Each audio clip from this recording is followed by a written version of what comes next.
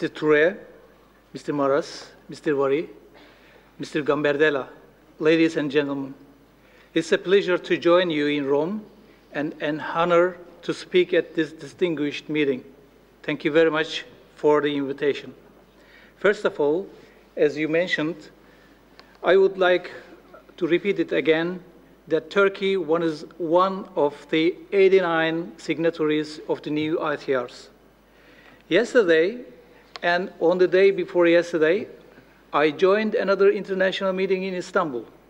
The participants were generally from the Middle East and Asia. I made a speech during one of the panels.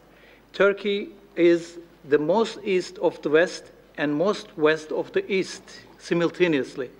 Therefore, here too, I will make a very similar speech with minor modifications.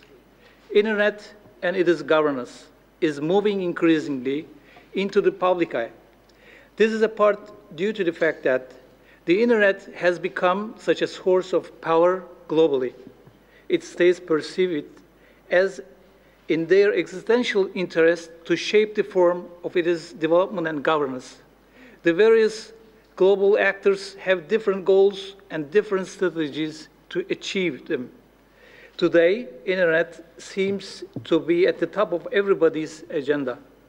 Many different players on the ICT ecosystem, from governments to private sector and civil society, all have an equally important role to play in shaping one of the man's greatest innovations. I think this was evident at the WICET in Dubai last December. This high-level conference not only received extraordinary attention from the media and public, but member states themselves sent hundreds of representatives to discuss and contribute to global communications issues. We all know that the WICET is only the latest in a series of ongoing international talks of Internet governance. There is still the WTPF in Geneva this May. Preparations for the 2015 visits have already begun. At these forums and elsewhere, stakeholders will tackle issues including affordable access, cybersecurity threats, and spam. There is also an institutional challenge in scaling existing organizations to represent Internet users around the world. WICET came at the incredibly important moment in the Internet's evolution, bringing along unprecedented public and media attention. The political gaps that became increasingly evident at the conference, like East versus West, new versus old. There are still 4.5 billion people who don't yet have Internet.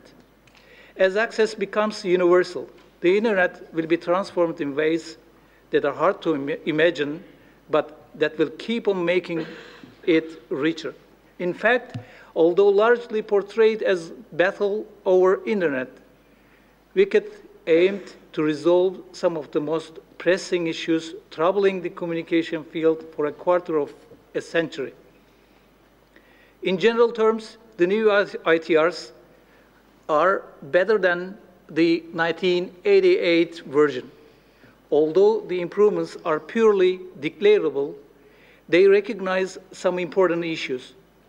I think the best outcomes of WICET in Dubai were that the revised ITRs maintained the multi-stakeholder environment to the best extent possible, ensured the resulting ITRs reflect high-level principles that are updated to meet today's environment, kept technology neutral, and does not mandate items that could have detrimental effect on the Internet evolution and stability.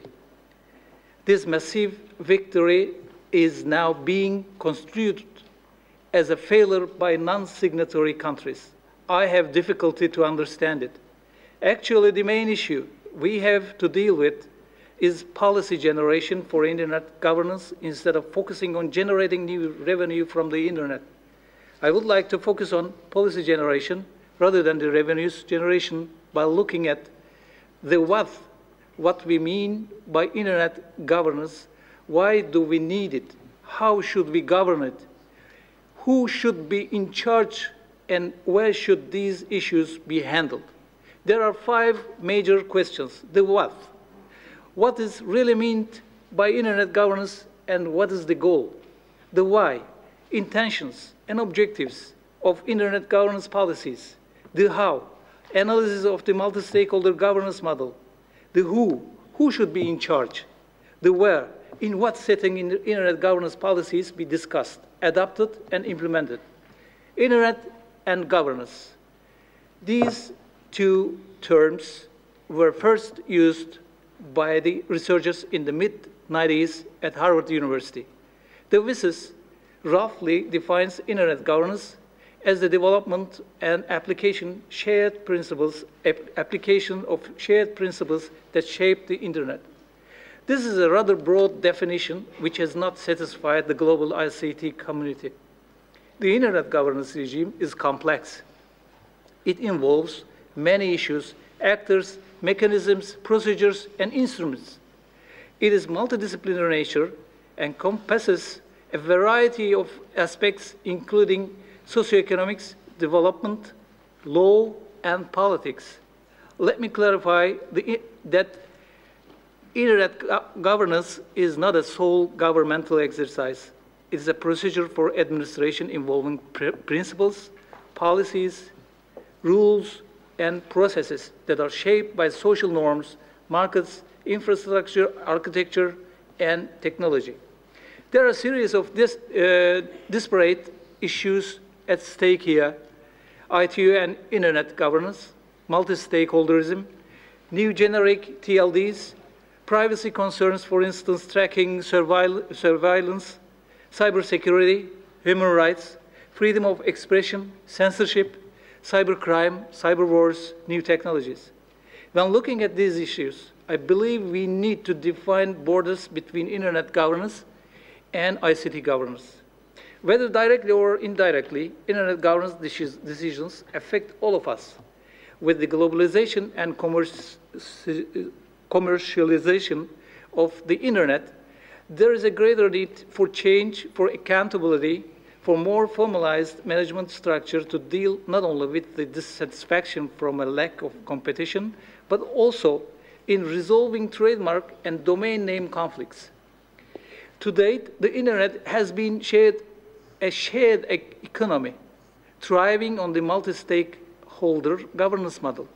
This model has brought business, civil society, governments, and research institutions together to make decisions and implement solutions. I'm sure we can all agree that this model has to be maintained.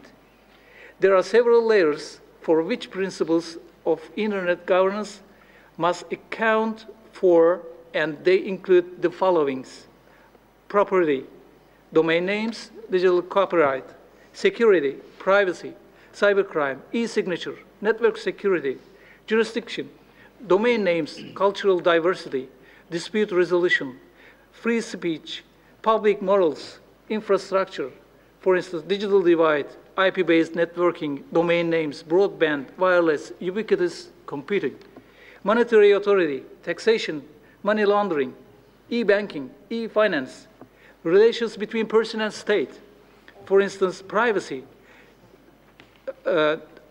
taxation, electronic ID, foreign commercial relations, privacy, digital divide, market access, relation between private parties, e-signature, spam, privacy again, dispute resolution, consumer protection.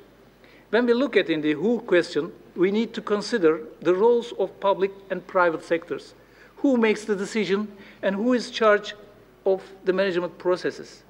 In other words, who has the power of and the control? Is it unilateral or multilateral? Who will control the internet names and numbers? Who will control the management of DNS route? Who will control the enum route? The internet should remain an autonomous entity where no one person, company, organization, or government has the power to run it. As a global distributed network comprising many voluntarily interconnected networks, it operates without a central governing body. Internet governance should be transparent, democratic, multi-stakeholder, and multilateral. For the where question, the ambiguity in this area arises when we seek to establish the setting in which internet governance policies should be discussed, adopted, and implemented. The global and interconnected nature of the internet play a major role in this discussion. Some of the questions we can consider to overcome these ambiguities are: what is the role of a country? What do countries want from the digital developments? Is a country consumer, full player, or something between? Where does needed education and development and money come from? How will standards process be timely and effective for all concerned? How will new internet applications be developed and deployed? What are the sovereignty issues? Here, I think it is safe to say that any institution or organization addressing the internet must account the legitimacy, transparency, accountability, and inclusiveness of its governance.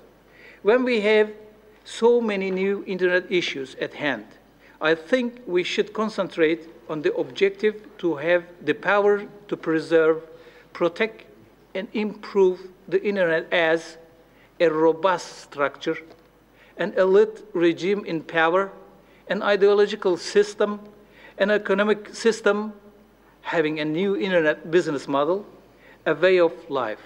Thank you very much.